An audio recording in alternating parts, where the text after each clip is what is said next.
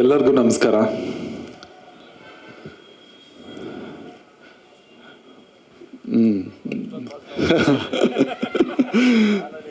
ಇಲ್ಲ, ಸಿದ್ದರಾಮಯ್ಯ ಅವ್ರ ಥರ, ನಮ್ಮ ಮುಖ್ಯಮಂತ್ರಿ ಸಿದ್ದರಾಮಯ್ಯ ಅವ್ರ ಥರ ಅಷ್ಟೊಂದು ಪಾಸ್ ಅಭ್ಯಾಸ ನಾನು ನೋಡಿ ಪ್ರಾಕ್ಟೀಸ್ ಮಾಡ್ಕೊಂಡ್ ಬಂದೆ ಯಾವ ಥರ ಭಾಷಣ ಮಾಡಬೇಕು ಅಂತ. ಸೊ ಆಗಲಿ, ಮೊದಲನೇದಾಗಿ ಈ ಒಂದು ಹಾಡು ಇವತ್ತು ಒಂದು ಅದ್ಧೂರಿಯಾದ ಒಂದು ಸಂಭ್ರಮದೊಂದಿಗೆ ಒಳ್ಳೆ ಸಂಜೆ ಬಿಡುಗಡೆ ಆಗಿದೆ. ಒಳ್ಳೆ ರೆಸ್ಪಾನ್ಸ್ ಬರ್ತಾ ಇದೆ.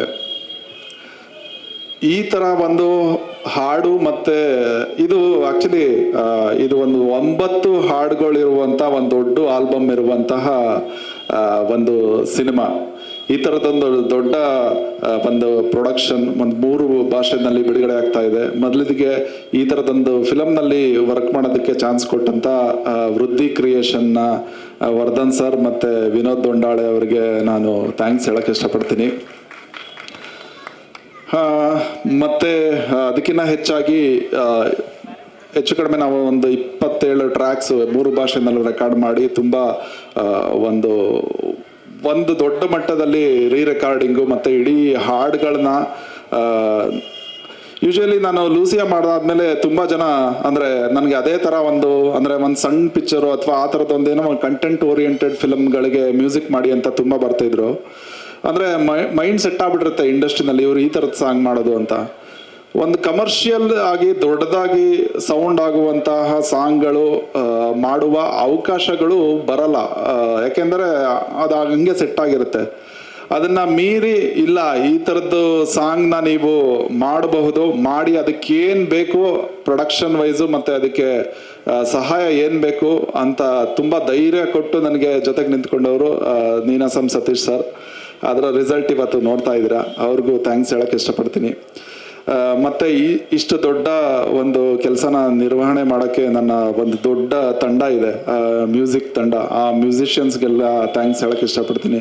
ಎಸ್ಪೆಷಲಿ ನಮ್ಮ ಚೆನ್ನೈನ ಸುಕುಮಾರ್ ಸರ್ ಆಗಿರ್ಬೋದು, ರಮೇಶ್ ಸರ್ ಆಗಿರ್ಬೋದು, ನಮ್ಮ ಮೋನಿಶ್ ಅವರಾಗಿರ್ಬೋದು, ಮತ್ತು ನಮ್ಮ ಸಿಂಗರ್ಗಳಾಗಿರ್ಬೋದು. ಪಂಚಮ್ ಜೀವ ಬಂದಿದ್ದಾರೆ, ಇಡೀ ಎಲ್ಲ ಸಾಂಗ್ಗಳ ಟ್ರ್ಯಾಕ್ನು ಅವರೇ ಹಾಡಿದ್ರು. ಈ ಫಿಲಮ್ನಲ್ಲೂ ಒಂದು 3 ಹಾಡು ಹಾಡಿದ್ದಾರೆ.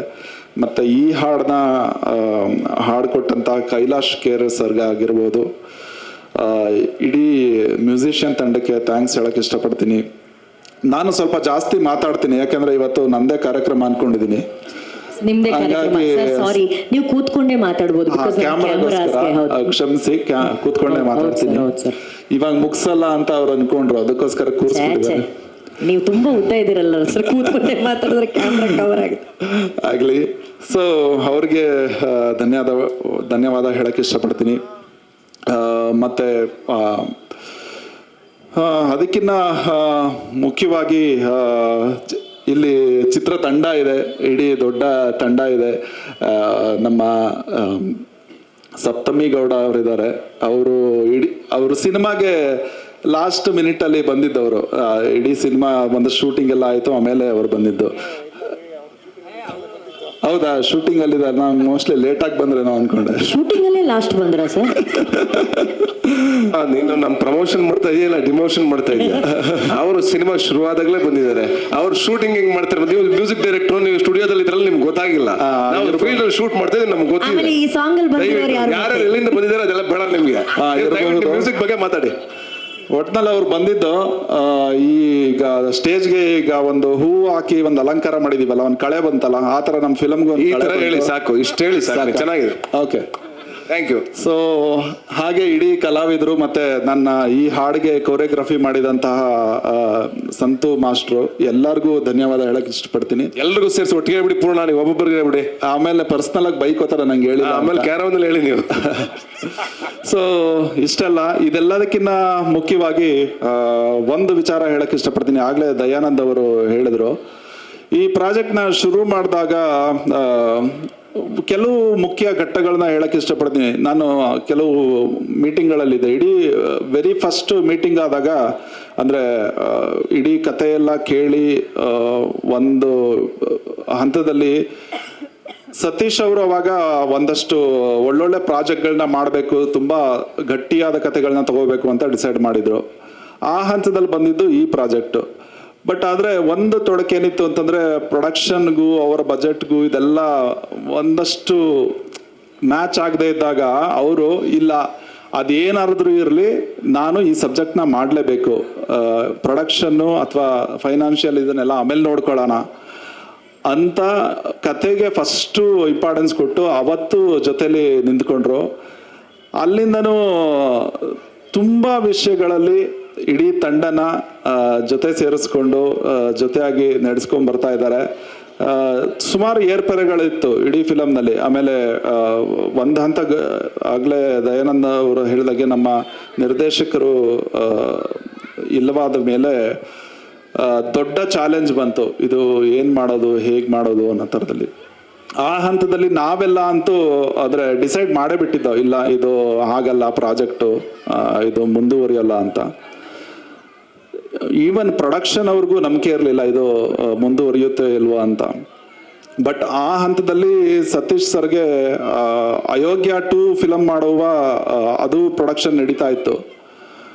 ಹಂಗಿದ್ದು ಕೂಡ ಈ ಪ್ರೊಡಕ್ಷನ್ನು ಅವ್ರಿಗೆ ಅಂದರೆ ಬೇರೆ ಥರದಲ್ಲಿ ಏನೂ ಆಗಬೇಕಾಗಿರಲಿಲ್ಲ, ಬಟ್ ಒಂದು ಕಂಟೆಂಟ್ವಾಗಿ ಅವ್ರಿಗೆ ಇದು ಆಗಲೇಬೇಕಾಗಿತ್ತು. ಅಯೋಗ್ಯ 2 ಫಿಲಮ್ನ ಇಲ್ಲ ಈ ಫಿಲಮ್ ಶೂಟಿಂಗ್ ಮುಗಿದ ಮೇಲೆ ನಿಮ್ಮ ಶೂಟಿಂಗ್ ಇಟ್ಕೊಳ್ಳಿ, ಈ ಫಿಲಮ್ನ ಮುಗಿಸ್ತೀನಿ ಅಂತ ತುಂಬ ದೃಢವಾಗಿ ನಿಂತು ಮಾಡಿದಂಥ film the rise of Ashoka. So ನನಗೆ ಗೊತ್ತಿಲ್ಲ ಅಂದರೆ ಅದು ಆ ಒಂದು ಗಟ್ಟಿ ನಿರ್ಣಯ ಎಲ್ಲಿಂದ ಬರುತ್ತೆ ಅಂತ. ಯೂಶಲಿ ಈಗ ತುಂಬ ದೊಡ್ಡದಾಗಿ ನಾವು ಬೆಳೆದಾಗ ಇನ್ನೇನೋ ಆದಾಗ ಓಕೆ ನಾವು ಏನೋ ಒಬ್ರಿಗೆ ಸಹಾಯ ಮಾಡೋಣ ಅಥವಾ ಒಂದೇನೋ ಜೊತೆಗೆ ನಿಂತ್ಕೊಳ್ಳೋಣ ಅನ್ನೋದು ಬೇರೆ.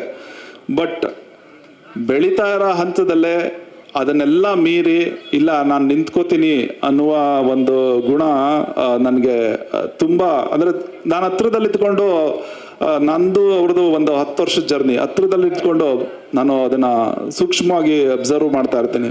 ಈಗ ನೋಡಿರ್ಬೋದು, ಈಗ ಬಿಡುಗಡೆ ಆಯಿತು, ಹಾಡಿನ ಬಿಡುಗಡೆ ನಮ್ಮ ಪೌರ ಕಾರ್ಮಿಕರು ಬಿಡುಗಡೆ ಮಾಡಿದರು. ಈ ಥರದ ಸಣ್ಣ ಸೂಕ್ಷ್ಮ ವಿಚಾರದಿಂದ ಹಿಡಿದು ಒಂದು ದೊಡ್ಡ ನಿರ್ಣಯಗಳ ತನಕನೂ ಸತೀಶ್ ಅವರು ಜೊತೆಗೆ ನಿಂತ್ಕೊಂಡು ಇದನ್ನ ಮಾಡಿದ್ದಾರೆ. ಆಮೇಲೆ ಎಸ್ಪೆಷಲಿ